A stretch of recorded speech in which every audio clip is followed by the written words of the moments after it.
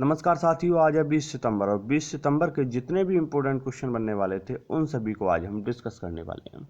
साथ ही इन प्रश्नों के साथ जानेंगे हम और भी कुछ इम्पोर्टेंट फैक्ट्स। दोस्तों, वीडियो के अंत में मैं आपसे एक प्रश्न पूछूंगा जिसका जवाब आपको कमेंट बॉक्स में देना है। दोस्तों, चलते हैं आज के पहले प्रश्न की ओर। हमारा पहला प्रश्न है, 2020 में भारतीय शहरों में महिलाओं के खिलाफ अपराध में कितने प्रतिशत की कमी आई है। यानी कि बात की जाए जो भारत के शहर हैं उनमें महिलाओं के खिलाफ अपराधों की कितने प्रतिशत तक की कमी आई है, और साल कौन सा है, 2020 में। दोस्तों, साल 2020 में महिलाओं के खिलाफ अपराधों में 21% की कमी आई है। कितने की? 21% की कमी आई है। दोस्तों, ये डेटा एनसीआरबी जारी करता है। कौन जारी करता है? एनसीआरबी। एनसीआरबी की स्थापना 1986 में हुई थी और इसका हेडक्वार्टर दिल्ली में है। कब हुई थी? 1986 में, और हेडक्वार्टर कहाँ है? दिल्ली में। दोस्तों, चलते हैं नेक्स्ट प्रश्न की ओर। हमारा अगला प्रश्न है, एशिया स्नूकर चैंपियनशिप अवार्ड किसने जीता? एशिया स्नूकर चैंपियनशिप अवार्ड किसने जीता? दोस्तों, ये जीता है पंकज आडवाणी ने। किसने? पंकज आडवाणी जी ने। इन्होंने ये लगातार दूसरी बार जीता है। कितनी बार? लगातार दूसरी बार। इन्होंने हराया है ईरान के आमिर सरखोश को। किसे हराया है? आमिर सरखोश को। दोस्तों, चलते हैं अगले प्रश्न की ओर। दुनिया का 5वां सबसे बड़ा स्टॉक मार्केट कौन बना है? दुनिया का 5वां सबसे बड़ा स्टॉक मार्केट बना है भारत। कौन बना है? भारत। हमारा अगला प्रश्न है, अगले 3 वर्षों में 5000 ईवी चार्जिंग स्टेशन बनाने की घोषणा किसने की? अगले 3 वर्षों में 5000 ईवी स्टेशन बनाने की घोषणा किसने की? दोस्तों, ये घोषणा की है हिंदुस्तान पेट्रोलियम कॉरपोरेशन लिमिटेड ने। किसने? HPCL ने। क्या करेगी ये? 5000 इलेक्ट्रॉनिक चार्जिंग स्टेशन लगाएगी जिससे वाहनों की चार्जिंग आसानी से हो सके। दोस्तों, चलते हैं अगले प्रश्न की ओर। फीफा रैंकिंग में शीर्ष पर कौन है? फीफा रैंकिंग में शीर्ष पर कौन है? दोस्तों, फीफा की बात करें तो ये फुटबॉल से संबंधित रैंकिंग जारी करता है। किससे? फुटबॉल से। और इसमें शीर्ष पर है बेल्जियम।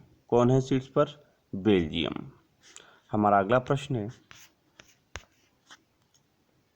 अंतर्राष्ट्रीय समुदाय द्वारा मानवीय संकट को देखते हुए $1.2 बिलियन की सहायता की घोषणा किस देश के लिए की गई है?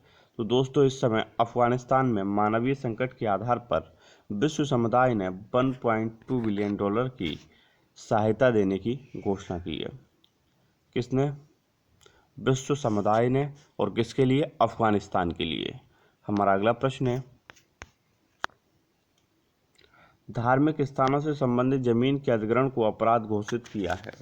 यानी कि जो भी धार्मिक स्थानों से संबंधित जमीनें थी उनको अगर कोई भी व्यक्ति अतिक्रमण करेगा तो उसके आधार पर अपराध घोषित किया गया है। तो ये अपराध किसने घोषित किया है? तमिलनाडु ने। किसने? तमिलनाडु राज्य ने। दोस्तों, हमारा अगला प्रश्न है,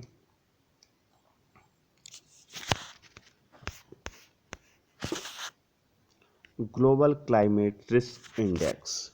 ग्लोबल क्लाइमेट रिस्क इंडेक्स में भारत किस स्थान पर है? तो दोस्तों, ग्लोबल क्लाइमेट रिस्क इंडेक्स की बात करें तो भारत इसमें 7वें स्थान पर है। कौन से स्थान पर है? 7वें पर। और ग्लोबल क्लाइमेट रिस्क इंडेक्स में शीर्ष पर है मोजाम्बिक। कौन है? मोजाम्बिक। भारत किस स्थान पर है? 7वें पर। और शीर्ष पर कौन है? मोजाम्बिक। इसे जारी कौन करता है? German watch. कौन जारी करता है?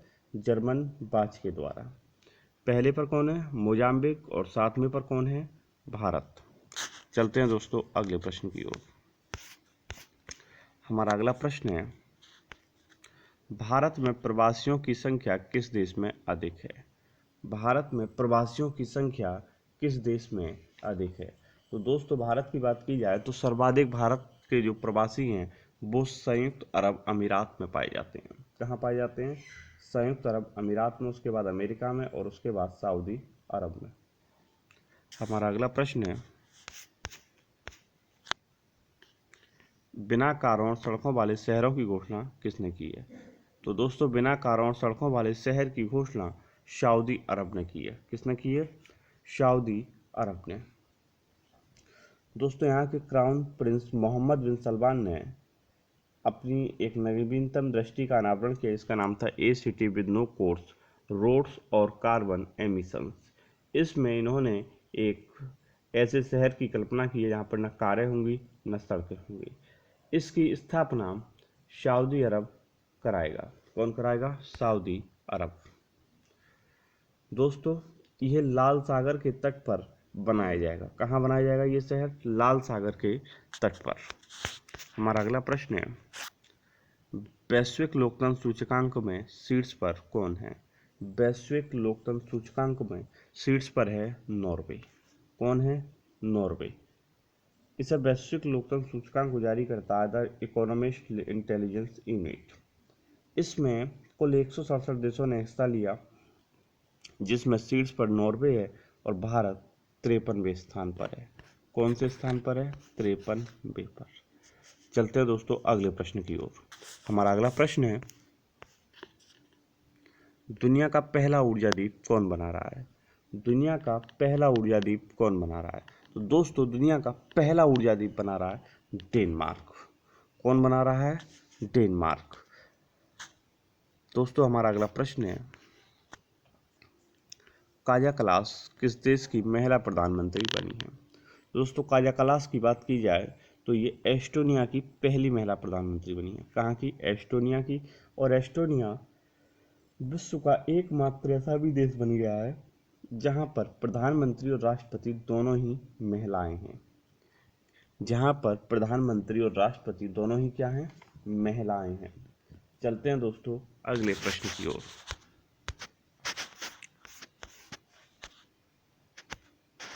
हमारा अगला प्रश्न है, मानव विकास सूचकांक में कौन शीर्ष पर है? मानव विकास सूचकांक में कौन शीर्ष पर है? तो दोस्तों मानव विकास सूचकांक की बात की जाए तो इसे संयुक्त राष्ट्र विकास कार्यक्रम के द्वारा जारी किया जाता है। किसके द्वारा? संयुक्त राष्ट्र विकास कार्यक्रम के द्वारा। इसमें शीर्ष पर है नॉर्वे। कौन है शीर्ष पर? नॉर्वे। और भारत है 131वें स्थान पर। भारत कौन से स्थान पर है? 131वें स्थान पर।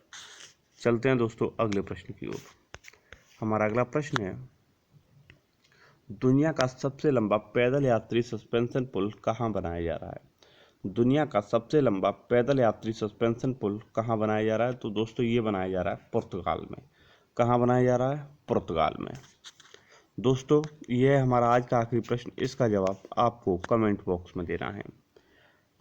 तो दोस्तों हमारा प्रश्न है, भ्रष्टाचार बोध सूचकांक में शीर्ष पर कौन है? भ्रष्टाचार बोध सूचकांक में शीर्ष पर कौन है? तो दोस्तों आपके जवाब का हमें कमेंट बॉक्स में इंतजार रहेगा। तब तक के लिए धन्यवाद दोस्तों।